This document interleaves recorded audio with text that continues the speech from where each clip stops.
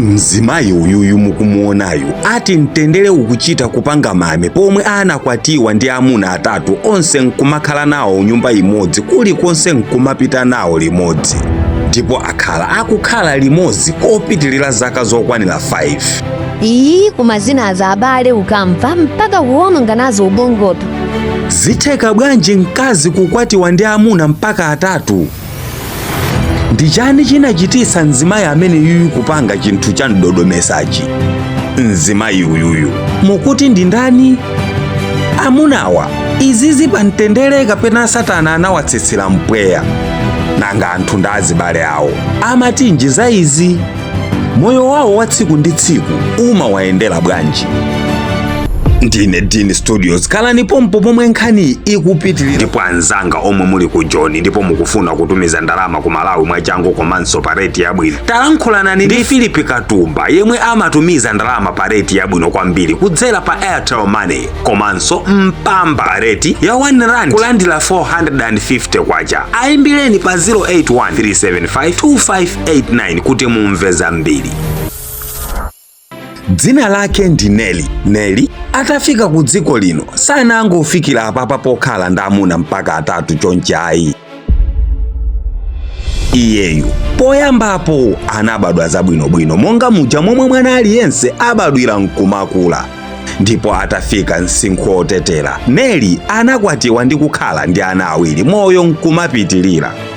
Koma tsiku lina kunacha zabwinobwino muja momwe kuchera masiku onse, ndipo mamuna wake wa Neli anachita ngozi nkumwalira pompo. Pa nthawi nkuti Neli anali akukhala ndi mphawo wa amuna ake omwalirawo. Koma pakutha pa nthawi anthu awiriwa anayamba kumapukutana misonzi kwinaku, akulimbisana mitima kenako mpaka kuyamba kukhumbatirana kogona. Apapa ndikutanthauza kuti za malavu zinayambika. Ndipo kenako anakwatirananso ndi mphawo wa amuna akewo. Mphawo wa amuna akewo dzina lake Hasani, moyo nkumapitilira. Koma tsiku lina Neli anauza Hasani kuti akufuna kukwatiwa ndi mamuna wina. Sole pang'ono munkhani ndigwirisa ntchito mawu oti Neli amakwatira, kamba koti amafunsira ndi iyeyu. Choncho Neli anauza Hasani kuti akufuna kukwatira mamuna wina. Ndipo poyambapo Hasani anali nditi mavuvu apa ndi apo, koma inu mukudziwa mavuvu omachita diso lina lili pomwe panali chilembwe. Choncho anavomereza. Ndipo kunabwera mamuna wina dzina lake Jime. Jime naye sikuti anangobadwa ndi kufikira pogawana mkazi chonchayi, koma Jimeyu naye poyambapo anabadwa zabwinobwino monga muja momwe tonse tibadwira nkumakula. Koma naye atakula anakumana ndi heartbreak yomwe anakhala ikumusowesa mtendere kwa kanthawi. Apapa ndipomwe Jime anakumana ndi Neli nkumamupukuta misonzi namuuza kuti amukonda, amutengera ku nyumba ndi kumuuzanso chilungamo kuti kuli mamuna kale koma asadandaule, zonse nzabwino. Ndipo Jime analandiridwa bwino lomwe ndi Hasani, moyo nkumapitilira. Neli anauzanso anyamata awiriwa kuti akufunanso mamuna omaliza wachitatu, ndipo maso ali pa ndalama paja anyamatawo anavomerezanso Neli ndi kukwatiranso mnyamata yemwe dzina lake ndi Dane. Naye Dane sikuti anangofikira popanga chiganizo chofuna kukhala ndi mkazi okwatira kaleyu. Iyeyu Daneyo poyambapo anabadwa zabwinobwino monga muja momwe tonse tibadwira nkumakula. Wapita ku sukulu kukhala ndi tsamba, koma nkumagubira ntchito kwa zaka osayipeza. Ndipo atakumana ndi Neli anamukwatira Dane nkumuuza atha kumakakhala ku nyumba, ndikuti azikathandizana zina ndi zina ku nyumbako ndi anyamata anzake. Ndipo zinate nodi amuna onse atatu sali nzintchito, koma pena wina amatha kupeza ntchito nkumafikisa kandalama pa khomopo nkumagulira tina ndi tina tofunikira pa khomo. Ikatha ntchito nkumakhala pa khomoponso popanda vuto lina lililonse. Onsewa amasamalidwa ndi Neli. Anyamata onse anachivomereza ndipo amakondana ngati ana obadwa banja limodzi.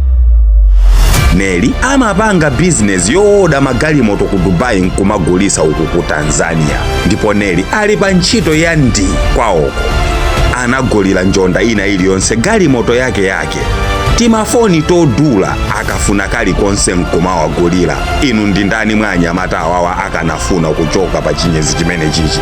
Anyamatawa amakhala nyumba imodzi koma aliyense rumu yake Neli rumu yakenso. Ndipo ikafika nthawi ya kuntente Neli amapita kuchipinda kwa yemwe angamufune pa tsikulo. Kapena mwa anyamatawa akafuna amathanso kupita kuchipinda kwa Neli nkukachosa nawo kangaude kumeneko moyo nkumapitilira. Ndipo anyamatawa ati Neli ndi mashini osayendera magesi kamba kuti amasangalatsa mamuna wina aliyense nkusakhalanso ndi zibaba moti mpaka pena amatha kupita kuchipinda kwa mamuna nkunena kuti amokhe my love ndipume kampeze uje. Nthawi zambiri big family imeneyi imachoka yonse kupangira zinthu limodzi moyo nkumapitilira. Anthu ajeda anyogodola nanga akajedajeda paja amapindulanji.